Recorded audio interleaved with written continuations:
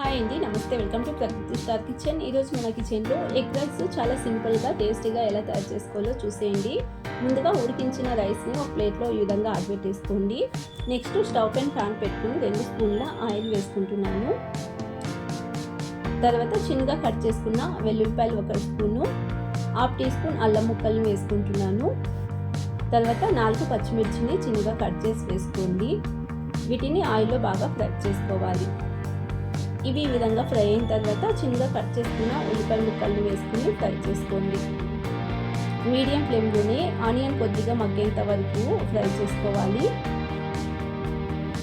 Next 2 టమాటోస్ని చిన్న ముక్కలుగా cut చేసి వేసుకుంటున్నాను.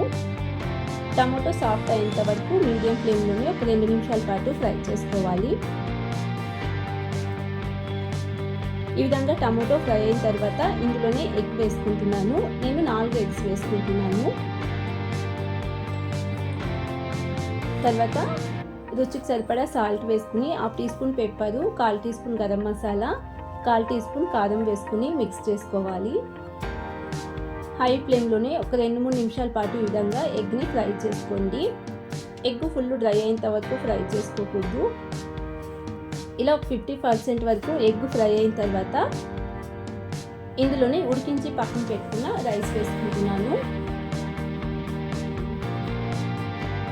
నెక్స్ట్ కొంచెం పెప్పర్ పౌడర్, కారం, గరం మసాలాను వేసుకుని చిన్నగా కట్ చేసుకున్న కొత్తిమీరని వేసుకుంటున్నాను. ఇప్పుడు రైస్ని బాగా మిక్స్ చేసుకోండి. హై ఫ్లేమ్లో 2-3 నిమిషాల పాటు మిక్స్ చేసుకోవాలి. ఈ విధంగా రైస్ మొత్తాన్ని బాగా మిక్స్ చేసుకుని స్టవ్ ఆఫ్ చేసేసుకుంటే ఎగ్ రైస్ రెడీ అండి. చాలా సింపుల్గా చేసుకోవచ్చు, చాలా టేస్టీగా ఉంటుంది. ఒకసారి ఈ విధానంగా ట్రై చేయండి. రెసిపీ నచ్చినట్లయితే ప్లీజ్ ఛానల్ని సబ్స్క్రైబ్ చేసుకోండి, లైక్ చేయండి, షేర్ చేయండి. Thanks for watching the video.